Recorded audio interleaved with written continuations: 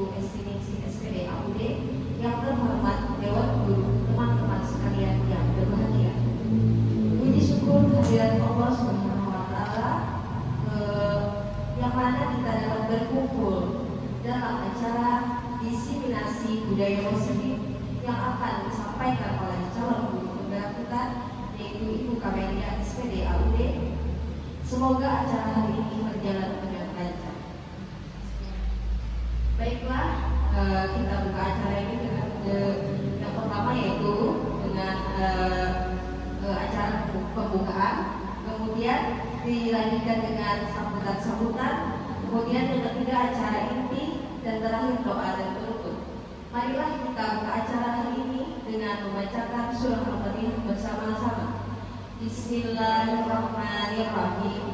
Alhamdulillahirabbil alamin. Ar-Rahmanirrahim. Maliki yaumiddin. Iyyaka na'budu wa iyyaka nasta'in. Ihdinas siratal mustaqim. Siratal ladzina an'amta 'alaihim ghairil maghdubi 'alaihim waladdallin.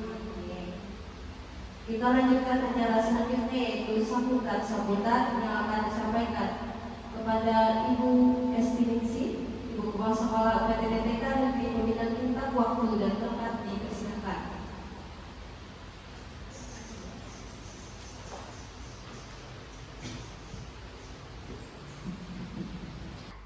Assalamualaikum warahmatullahi wabarakatuh. Waalaikumsalam warahmatullahi wabarakatuh. Yang sama-sama kita hormati semuanya Dewan Guru dan Staf PTDTK Negeri Pembinaan kita. Alhamdulillah hari ini kita bisa berkumpul di ruangan ini dalam acara diseminasi budaya positif modul 1.4 CGP Angkatan 10. Tak lupa dan salawat dan salam kita aturkan kepada junjungan kita dan Nabi Muhammad SAW beserta keluarganya, kerabatnya, serta pengikutnya hingga yaumil akhir. Ibu-ibu yang kami hormati, mari kita dengarkan semua paparan dari Ibu Kamelia sebagai CGP Angkatan 10. Diseminasi ini adalah bagian dari pemenuhan tugas pendidikan guru penggerak. Mari kita dengarkan apa yang disampaikan Ibu Kamelia nanti. Mudah-mudahan acara ini berjalan lancar dan mudah-mudahan ini semua menambah ilmu kita, menambah pemahaman kita tentang budaya positif. Kiranya itu aja pengantar dari ulun. Assalamualaikum warahmatullahi wabarakatuh. Waalaikumsalam warahmatullahi wabarakatuh. Terima kasih kepada Ibu Kepala Sekolah Pendidikan kita atas dukungannya. Kita lanjutkan acara selanjutnya, yaitu acara inti yang akan dibacakan oleh Ibu Kamelia tentang diseminasi budaya positif. Waktu dan tempat dipersilakan.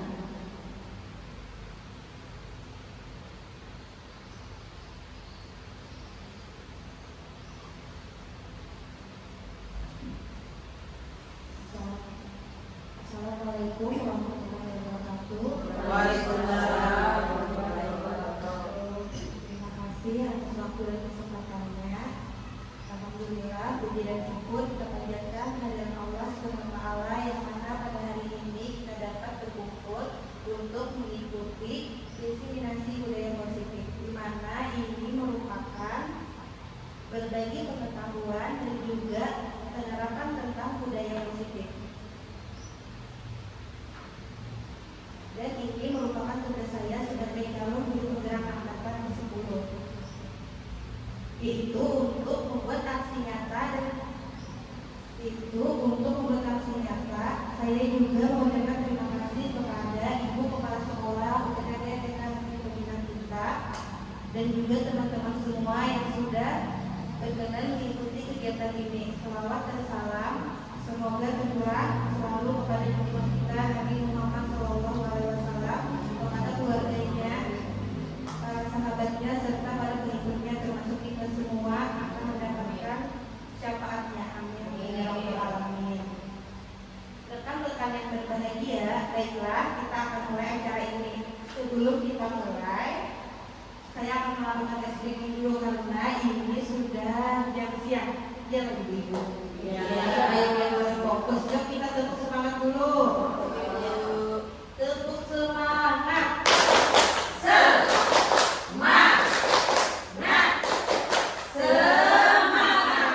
Bagaimana ibu-ibu sudah semangat? Semangat. Nah, sekarang saya akan memulai. Nah, apa sih budaya positif itu? Ibu-ibu ada yang tahu atau pernah mendengar? Apa budaya positif itu?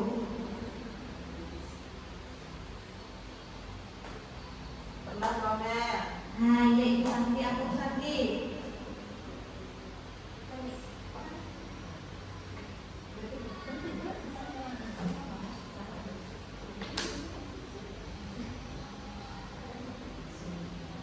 Yang utama kebiasaan di sekolah yang berpihak pada murid agar murid dapat berkembang menjadi pribadi yang kritis, penuh hormat dan bertanggung jawab.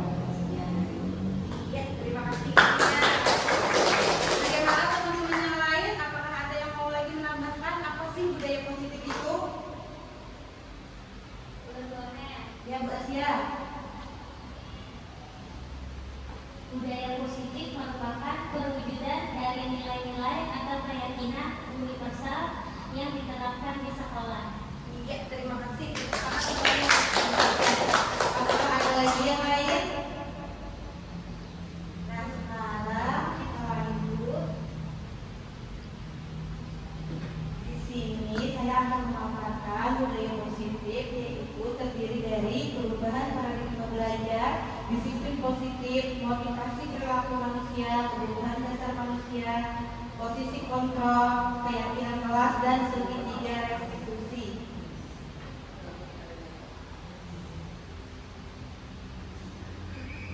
Ada yang tahu apa sih perubahan paradigma belajar?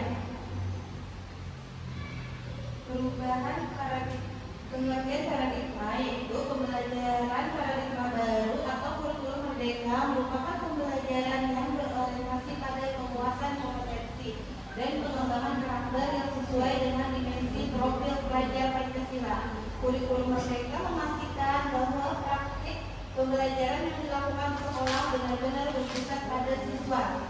Student centered learning, yang mana setiap siswa dipastikan melakukan kegiatan belajar yang sesuai dengan kebutuhan dan tahap perkembangannya, atau kita mengenal dengan pembelajaran berdiferensiasi. Ada yang tahu pembelajaran berdiferensiasi itu apa, Ibu-ibu? Pembelajaran berdiferensiasi.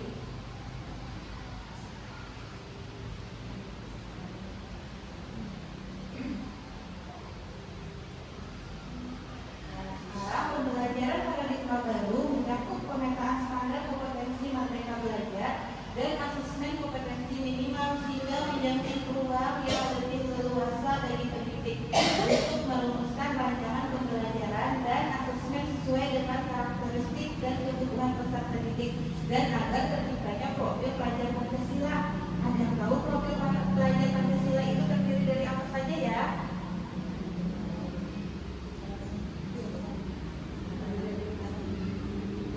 Dari apa saja, Ibu? Iya, Ibu Eka.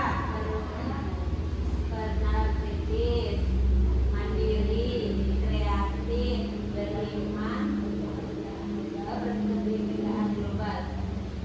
Nah, itu tadi yang disebutkan Ibu Eka adalah profil pelajar Pancasila.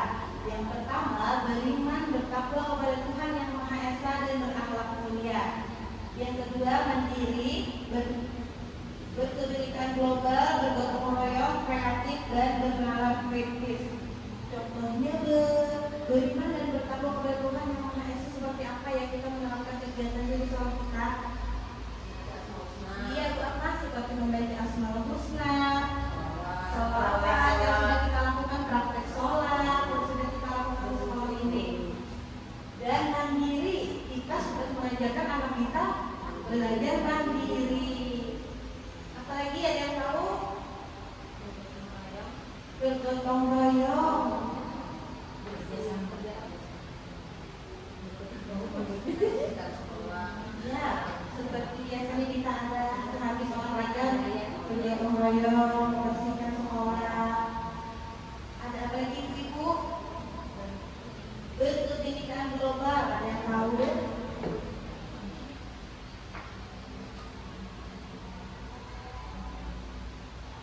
Dan kreatif, anak-anak kita sudah belajar kreatif seperti pembelajaran yang melatih kreativitas anak dan lagi bernalar kritis. Nah, itu tadi nilai-nilai yang terkandung dari profil pelajar Pancasila.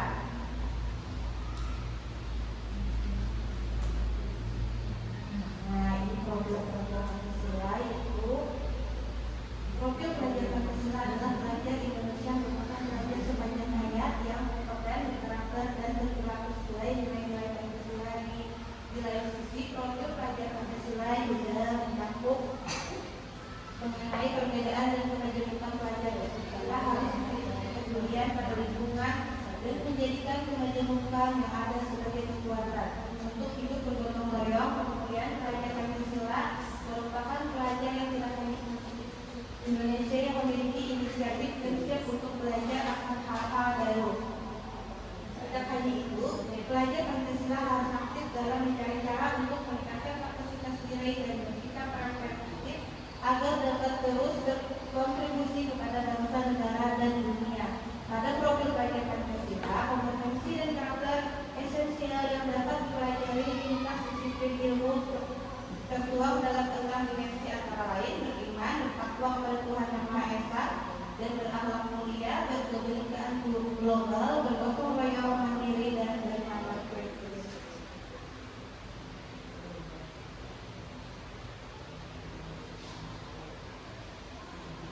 Nah, kita sambung dari perubahan paradigma baru tadi, seperti contohnya pembelajaran yang berdiferensiasi. Yaitu ada yang tahu seperti apa pelajaran yang berdiferensiasi? Pembelajaran yang memberi Ibu Eka. Ya, Ibu Eka. Pembelajaran yang memberi keleluasaan pada siswa untuk meningkatkan potensi dirinya sesuai dengan kesiapan belajar, minat dan profil belajar siswa tersebut. Ya, benar Bu Eka, terima kasih. Ada yang lain lagi? Pembelajaran berdiferensiasi itu menggunakan berbagai cara. Misalnya anak tidak mau menguasai kopi, kita bisa mengalihkan anak lain itu dengan bisa mengkolase kopi, melipat. Misalnya anak tidak mau mewarnai gambar rumah, kita bisa memberikan pilihan pembelajaran lain seperti melipat kertas bentuk rumah atau mengkolase bentuk rumah sesuai minat dan potensi anak ya, ibu. Sekarang kita lanjut ke disiplin positif. Nah, tadi sudah disebutkan oleh ibunya. Disiplin positif itu apa? Apa ada yang lain lagi? Ibu yang mau menambahkan apa sih disiplin positif itu?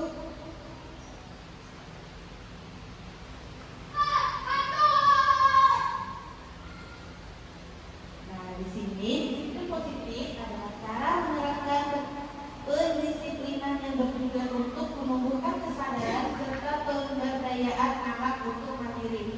Disiplin positif dilakukan supaya anak melakukan sesuatu bukan karena ditakut-takuti dengan hukuman, ancaman, atau karena dijanjikan melakukan atau hadiah.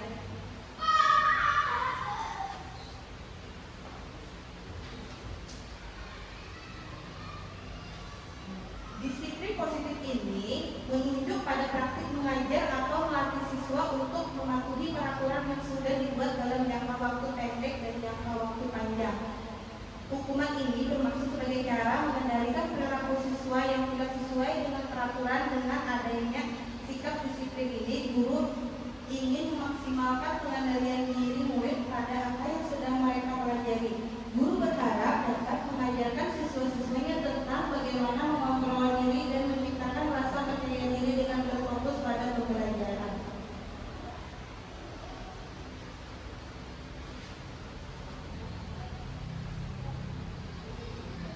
Di sini disiplin positif merupakan pendekatan yang tetap memperhatikan hak-hak anak untuk berkembang dengan sehat, mendapatkan perlindungan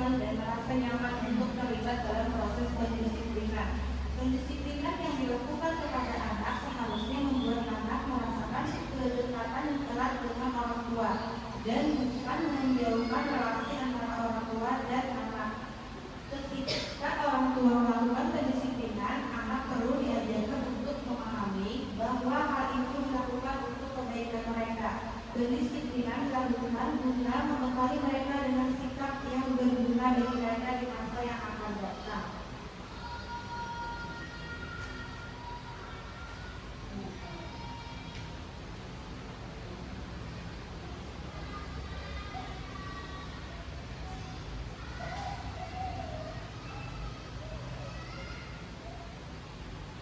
Nah, sekarang kita lanjut ke berikutnya, motivasi perilaku manusia. Ada yang pernah dengar tentang motivasi perilaku manusia? Ibu Eka?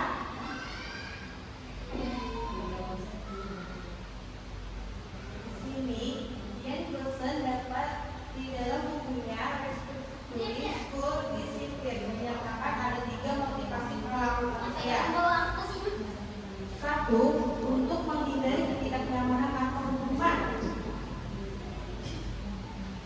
Nah, di sini ini untuk menghindari ketidaknyamanan atau hukuman yaitu adalah tingkat terendah dari motivasi perilaku manusia. Biasanya orang yang memotivasi perilakunya untuk menghindari hukuman atau ketidaknyamanan akan bertanya apa yang akan terjadi apabila tidak melakukannya. Sebenarnya mereka sedang menghindari permasalahan yang mungkin muncul dan berpengaruh pada mereka secara fisik, psikologis maupun tidak terpenuhinya kebutuhan mereka bila mereka tidak melakukan tindakan tersebut.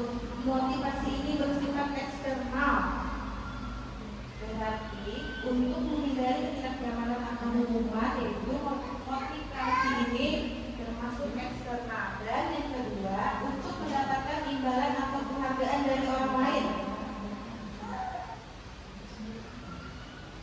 yaitu anak terbiasa melakukan sesuatu itu untuk mendapatkan imbalan atau hadiah.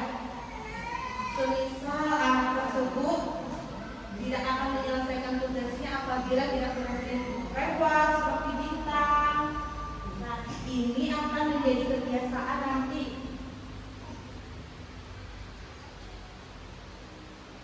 Yang ketiga, untuk menjadi orang yang mereka inginkan dan menghargai diri sendiri dengan nilai-nilai yang mereka percaya. Nah, ini seperti apa ya Ibu? Nah, untuk menjadi orang yang mereka inginkan dan menghargai diri sendiri dengan nilai-nilai yang mereka percaya. Misalnya anak tersebut ingin menjadi dirinya sendiri dan tetap waktu ke sekolah, tidak mengharapkan penghargaan dari guru atau orang lain. Mereka hanya menghargai diri sendiri dengan nilai-nilai yang mereka percaya, yaitu datang tepat waktu ke sekolah, mengerjakan tugasnya sampai selesai. Nah, ini yang dimaksud menjadi orang yang mereka inginkan dan menghargai diri sendiri dengan nilai-nilai yang mereka percaya, tidak untuk mendapatkan imbalan ataupun penghargaan.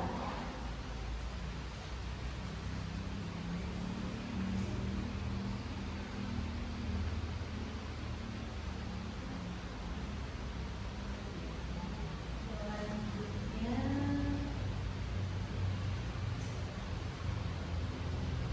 hukuman, konsekuensi, dan restitusi. Ada yang pernah mendengar? Ada yang tahu Ibu atau pernah mengetahui sebelumnya?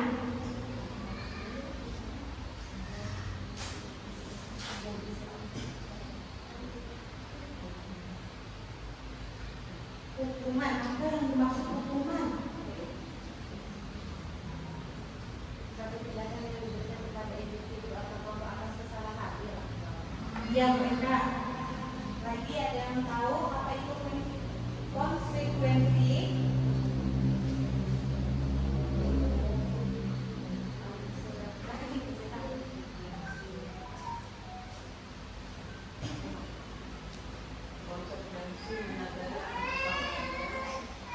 Iya, benar. Jadi, tangan.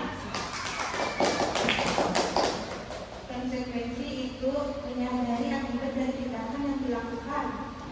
Dan kata Ibu Haji, restitusi ada yang tahu teman-teman atau pernah mendengar sebelumnya apa itu sih? Apa sih restitusi itu?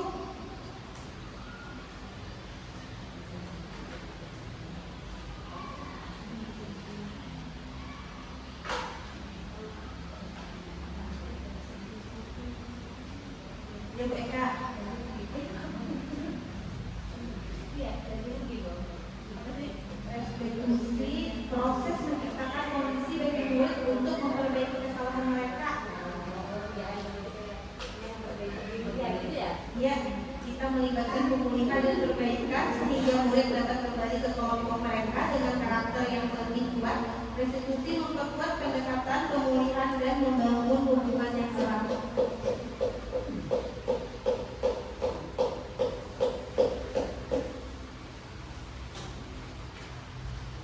Nah, di sini hukuman adalah bentuk sanksi yang diberikan sebagai akibat langsung dari tindakan yang melanggar hukum atau aturan, biasanya bersifat preventif dan bertujuan untuk menghukum pelaku. Contohnya penalti, teguran atau penurunan nilai. Dan konsekuensi adalah akibat dari tindakan yang dilakukan dalam pendekatan disiplin positif. Konsekuensi lebih berfokus pada pembelajaran daripada hukuman. Tujuannya adalah membantu murid memahami dampak dari tindakan mereka dan membuat pilihan yang lebih baik di masa depan. Restitusi adalah proses menciptakan kondisi bagi murid untuk memperbaiki kesalahan mereka. Ini melibatkan pemulihan dan perbaikan sehingga murid dapat kembali ke kelompok mereka dengan karakter yang lebih kuat. Restitusi memperkuat pendekatan pemulihan dan membangun hubungan yang positif. Nah, yang selanjutnya yaitu 5 kebutuhan dasar manusia.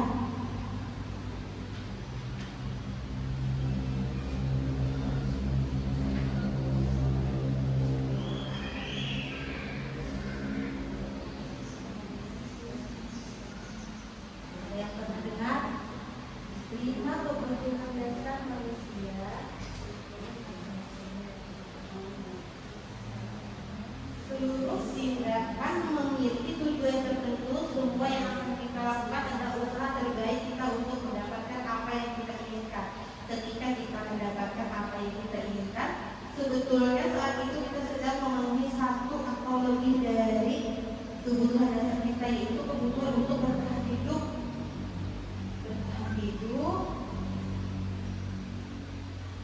Ini kasih sayang dan rasa diterima, penguasaan, kesenangan, kebebasan.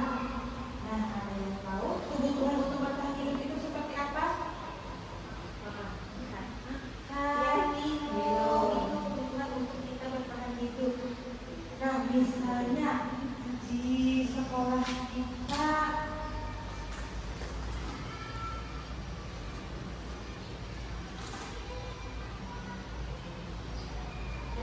kedua yaitu penguasaan. Penguasaan itu seperti apa?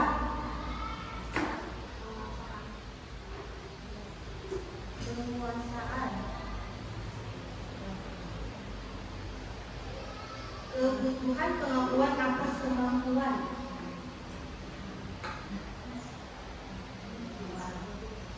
Penguasaan ini yaitu kebutuhan berhubungan dengan kekuatan untuk mencapai sesuatu, menjadi kompeten, menjadi terampil, diakui atas prestasinya.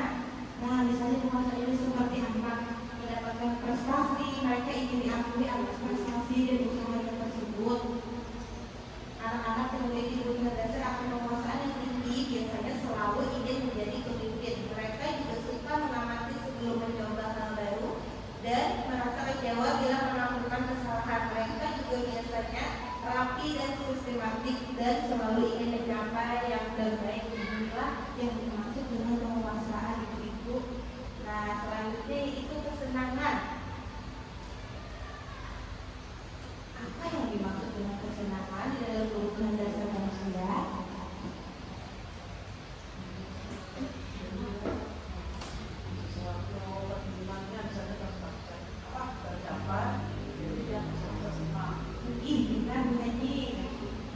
Nah, selanjutnya kebebasan.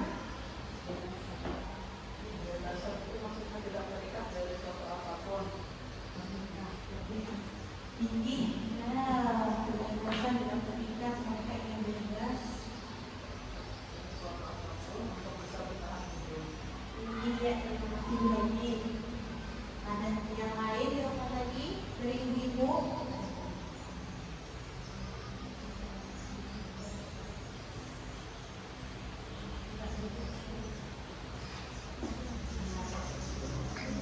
Jadi 5 kebutuhan dasar manusia tadi ada kasih sayang dan rasa ingin menerima, bertahan hidup, penguasaan, kesenangan dan kebebasan. Selanjutnya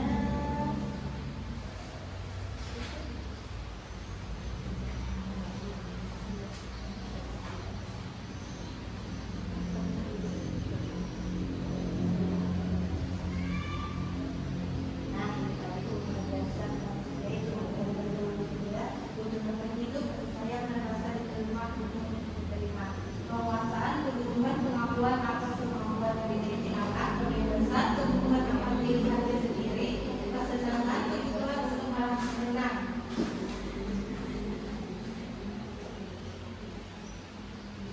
Nah, di sini ada 5 posisi kontrol guru. Yang pertama sebagai penghukum, yang kedua membuat merasa bersalah, yang ketiga teman, yang keempat memantau, dan yang kelima manajer. Penghukum itu seperti apa ibu-ibu?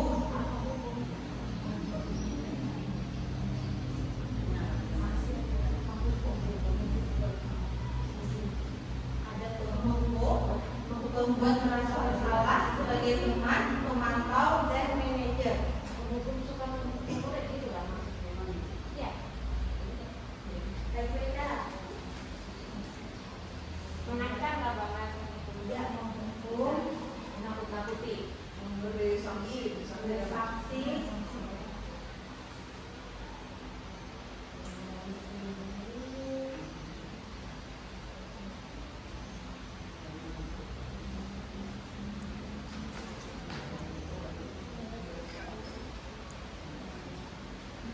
Penghukum itu yaitu seorang penghukum menggunakan hukuman fisik atau verbal untuk mengendalikan perilaku. Guru dengan sikap seperti ini cenderung percaya bahwa satu-satunya cara untuk memastikan keberhasilan pembelajaran adalah dengan cara mereka sendiri. Penghukum seringkali mengucapkan ucapan seperti patuhi aturan saya, awas, atau kamu seorang yang bersalah, dengan ancaman. Dan yang selanjutnya yaitu posisi kontrol, guru membuat merasa bersalah. Membuat merasa bersalah kepada muridnya. Itu guru membantu murid merangkum dan merasa bertanggung jawab atas kesalahan mereka. Yang mereka Membangun kesadaran dan tanggung jawab. ya ada yang lain lagi.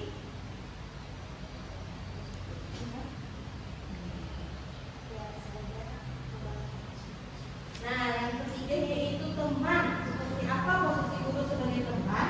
Mendengarkan dan memahami cerita anak. Ya, Ya. Dan yang keempat yaitu posisi kontrol guru sebagai pemantau. Mantau itu anak belum mengawasi dan juga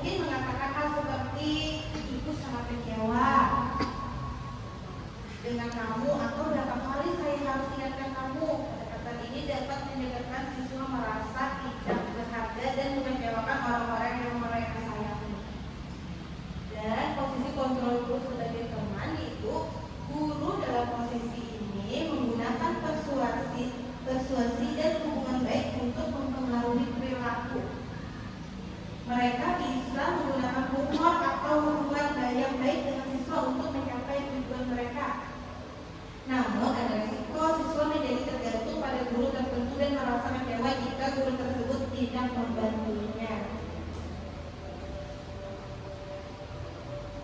Dan yang keempat, posisi kontrol guru sebagai pemantau. Seorang pemantau adalah orang yang menjaga ketertiban dengan memberlakukan hukuman atau akibat. Guru dengan posisi ini cenderung melihat perilaku siswa dan menggunakan bukti-bukti tersebut untuk membuat keputusan tentang tindakan-tindakan yang perlu diambil. Guru yang berperan sebagai pemantau juga memantau dan mendapat informasi tentang perilaku siswa untuk referensi di masa depan. Yang keempat, posisi kontrol guru sebagai manajer. Nah, guru yang memposisikan dirinya sebagai manajer itu cenderung bersikap kolaboratif dengan siswa untuk menemukan solusi atas masalah perilaku yang telah dilakukan siswa tadi. Sebagai manajer, guru akan membimbing siswa untuk mengatur diri dan bertanggung jawab atas tindakannya. Sendiri pendekatan ini mendorong siswa untuk menjadi mandiri dan bertanggung jawab. Nah, setelah memahami 5 posisi kontrol ini, membuat guru dapat memilih pendekatan yang paling sesuai dengan situasinya. Mereka juga dapat memberikan pendampingan yang efektif kepada siswa untuk mengembangkan keterampilan kemajuan baik secara akademis maupun non-akademik.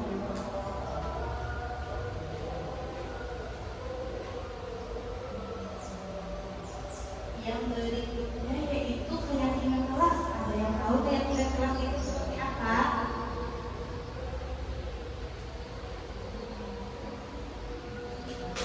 Yuk, Omar. Keyakinan kelas berupa pernyataan universal yang dibuat dalam bentuk kalimat positif. Keyakinan kelas tidak dibuat dalam jumlah banyak sehingga mudah diingat dan dipahami oleh semua warga kelas. Keyakinan kelas merupakan sesuatu yang dapat diterapkan di lingkungan kelas tersebut. Iya, terima kasih Bu Alfa. Keyakinan kelas itu keyakinan yang kita buat bersama baik di sekolah maupun di kelas bersama murid-murid kita. Lalu bagaimana merumuskan keyakinan kelas? Yang pertama, murid menulis keyakinan yang mereka inginkan. Tapi karena kita di PK tidak mungkin ya karena kita menulis, pasti kita beri pertanyaan keyakinan apa yang ingin mereka inginkan. Guru dan murid menulis keyakinan yang telah ditulis. Guru kemudian menulis kembali apa saja keyakinan yang telah disepakati. Guru dan murid memilih keyakinan kelas yang penting. Nah, setelah dipilih-pilih ada beberapa yang penting, maka dipilihlah keyakinan kelas tersebut dan mengubah keyakinan kelas menjadi kalimat yang positif.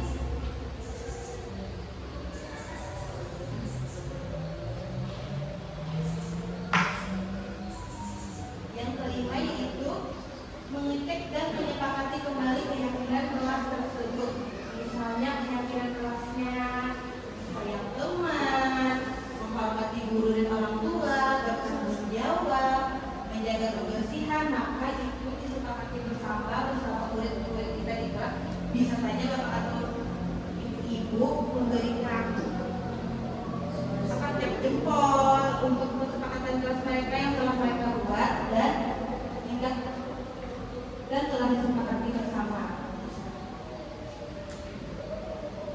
Nah, kemudian yang terakhir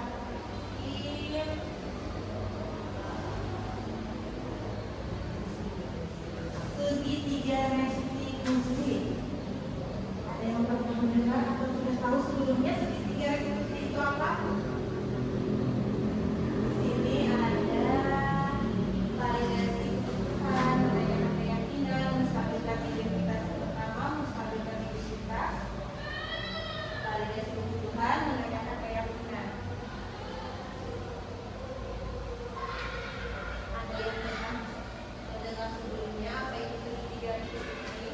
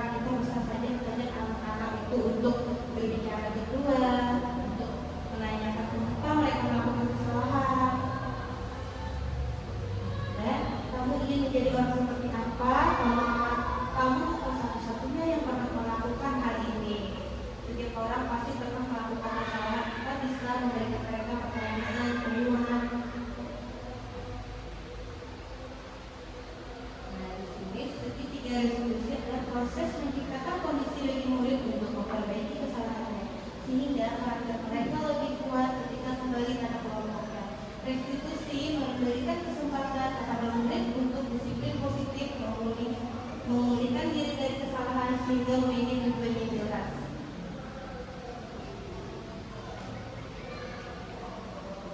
Jadi itu apa sudah mendengar sebelumnya apa itu segitiga restitusi?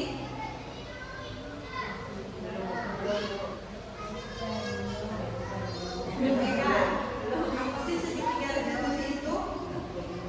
Adalah proses menciptakan kondisi bagi murid untuk memperbaiki kesalahannya. Ya, Ya mereka, terima kasih.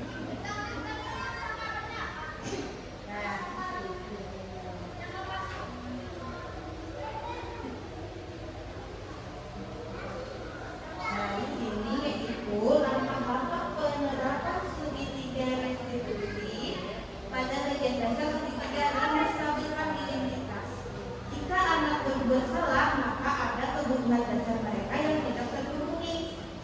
Bagian dasar segitiga restitusi memiliki tujuan untuk mengubah orang yang gagal karena telah berbuat kesalahan menjadi orang yang sukses. Kita harus mampu meyakinkan mereka dengan mengatakan kalimat seperti satu, tidak ada manusia yang sempurna. Mereka dan saya juga pernah melakukan kesalahan seperti itu. Ketika seseorang dalam kondisi emosional, maka otak tidak akan mampu berpikir rasional. Saat inilah kita menstabilkan identitas anak kita bantu untuk tenang dan mencari solusi untuk menyelesaikan permasalahan yang sedang dihadapinya.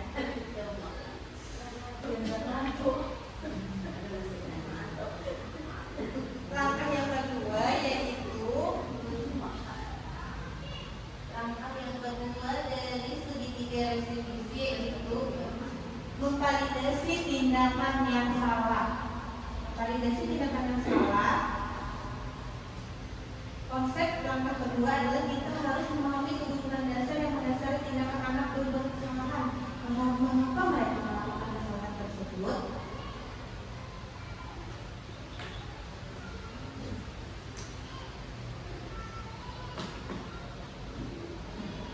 Lalu langkah yang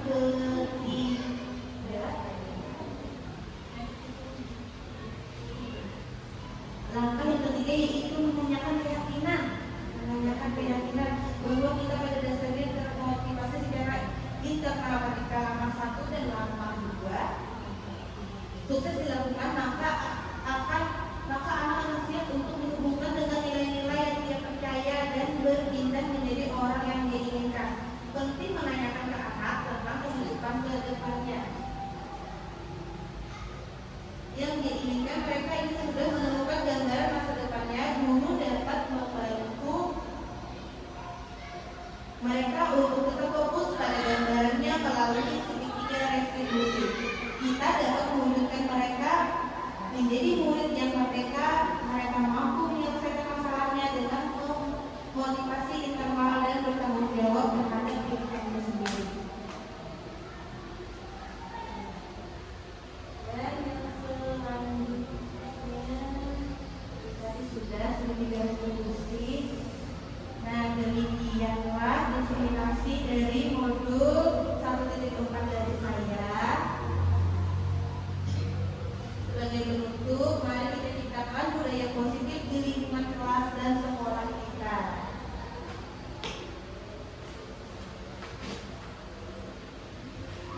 Alhamdulillah, kegiatan kita hari ini dari awal sudah selesai. Saya mengucapkan terima kasih yang banyak kepada ibu-ibu semua.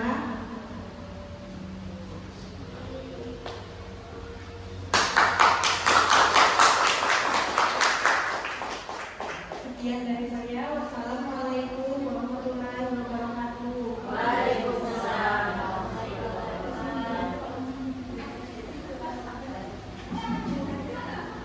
Terima kasih kepada Ibu Nadia selaku calon guru gerak di PDDP Karya Pembinaan kita. Semoga apa yang beliau sampaikan tadi bermanfaat untuk kita semua. Amin. Nah, sebagai penutup yaitu melanjutkan doa oleh Ibu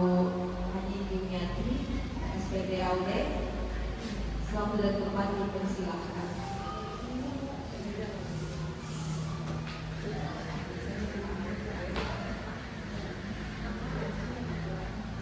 Marilah kita bersama-sama berdoa untuk mengakhiri daripada kegiatan kita hari ini dengan membaca Rabbana Atina fid dunya hasanah wa fil akhirati hasanah wa qina adzabannar. Rasulullah sayyidina Muhammadin wa alihi wasallam.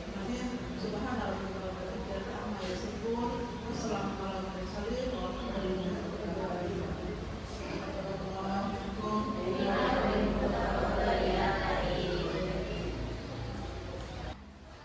Terima kasih kepada Ibu Yumiati atas doa yang dibacakan.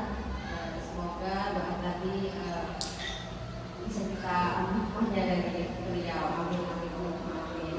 Dengan adanya doa tadi maka berakhir pula acara kita pada hari ini. Wabillahi taufiq wal hidayah. Wassalamualaikum warahmatullahi wabarakatuh.